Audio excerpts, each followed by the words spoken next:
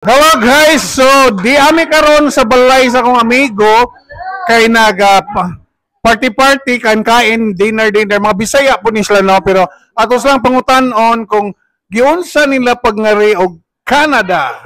Okay, welcome to my channel, Kuya Wilson Buhay Canada. So magsugot na diri sa usa ka kwan. O sige, giunsa man yung pagngari Canada? Nagiroplano. Sorry ha. Gikan mig Singapore sa akong husband nako. Unya nami agency nga gikuanan. Accidentally lang gito nga nako kay akong friend nga nagtrabaho sa heart center. Nga sa kanang friend gusto ka mo apply Singapore sa kuan Canada. So, oy, dali ra ka mo apply og Canada sa una. So mga 2 months. Kuan that was itong year to 2003. So, nag-apply ko og January, nag-interview ko mga January, mga 3rd week sa January. Tapos, nagpa-interview, dali ra kayo. Sa Singapore, magbasa na ka LMO, dali ra ka makakuan. I-kuan din ka, i-interview dayon ka. Pag umana, pasal sa interview. Mga pila ka buwan ng processing? No, dili siya bulan, 3 weeks lang. 3 weeks lang sa Singapore. Pero ha, mind you, pag naka sa Singapore nagpa-interview, ginang wala kay friend na kuyugon. Kay ningon ang immigration ang kuan ang officer nga Canada is different. You need to be alone. So dili ka to survive. Dili ka magdala og friend? No, di ka pwede ka magdala pero nasa ubos lang. Kaya mo na ako gibuhat na, siyempre, kay ignorante man ta. So nagdala ko friend nako, kauban ako sa work. So waday mo nagdungan si mong bana? Actually, nagdungan mi og application, pero ang iyaha magdugi kuan sa Pilipinas. Kay mahuman naman ito yung contract sa Singapore. So, dito na siya interview, then nakita na dahil mo sa Canada. Nauna ko sa iyaha, June, July, August, mga 4 months. Kung sa may mong entry pag nari Canada? Kuan, live-in caregiver. Live-in caregiver? Live-in caregiver. Ang among pasyente na mo isa doktor. Kuan surgeon, pero na siya dementia. Kuan sa British Columbia, sa Vancouver. Sa Vancouver. Sa Vancouver. Actually okay man ang trabaho kay syempre tutok na ka sa imong pasyente nimo. Pero karon unsa na may imong ikasulti sa Canada compare sa Singapore? Actually pareha ra man gyud. No, in fairness pareha ra. Kaso lang mas nindot gyud ang Canada. Nindot gyud Canada. Nindot gyud ang Canada. Ang Canada kung trabaho ka makuan jud imong kinabuhi, pero kung tapulan ka nara gyud na sa imuha, di ba Jam? Yes, correct. Okay. Sang work hard, play hard. Dayon, always pray to God. So, nagtrabaho ko sa kuan sa healthcare. Dali ra gyud ang entry sa una sa live-in caregiver mo ani ka Canada. What year was that? That was 2003.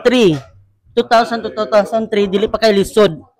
Gi-interview ko mga basta na kay LMO, interviewon ka, matula ka sa immigration, sa consulate di ay. Atura ka dito, wala kay appointment, mo dito lang ka, interviewon ka. So, pero ingana kadali sa una. Ingana kadali, dayon ang visa processing 3 weeks lang. Nana dayon. 3 weeks? Oh, 3 weeks lang. Ingana kadali sa una. Karon dugay no. Si Arvin ay dali ra kay pud nang yaha. Kaya ang nagkuan mo sa mo, nag-sponsor sa mo doktor. Nga kinanglanon kay niyang kuan papa nga. Agency mi dili ra makaydako gyud ang ipangayo. Ang amo lang makasulod lang mi, more gyud na siya.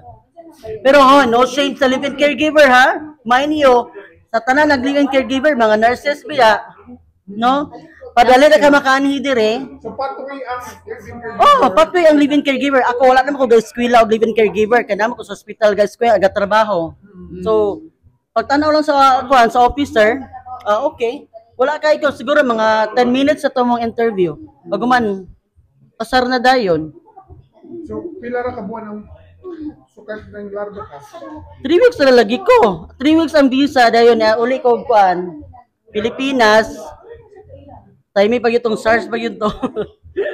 2003 niya. Oo, dito lang ko ning gawas sa Pilipinas kay human akong contract ning kuan naman ko ni resign naman ko dito sa hospital na akong gitrabahon sa kuan sa Singapore. So uli ko. Dayon, siguro mga 3 weeks. Ning larga na po dayon ko. Ning larga ko balik aning oo. Dali ra kayo actually, very lenient ra gyud ang kuan. Ang mga officer basta kompleto la imong papers.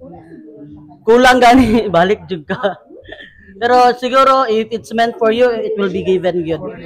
Sakay ko gira. Ayun sa mga pagkakaskalada, ma'am. Oh, kuan. Kuan pa mi ato. Uyab pa mi. Ay! Uyab pa mi. Ay! Uyab pa mi. Ay! Dayon sa Usami City na atoy kaning usa ni kana bitong murag Agency, placement. murag placement agency ba nga nagkuan kanang nag-discuss bitaw. So nakaagi mi na i-sign mo kuan kuno ta ana Apply. mo try. So naminaw mi sa that time mga points naman to, right? That was year 2000. So dili pa kay lisod sa una. I don't know unsa na yung mga requirements karon. But before year 2000, landed immigrant, yes. So, sa may first job nimo? Di lang gyud ka mamili. Because if you move from country to another country, back to zero gyud ka. So, di ka mamili og work. So, first job, nako sa Tim Hortons, cashier.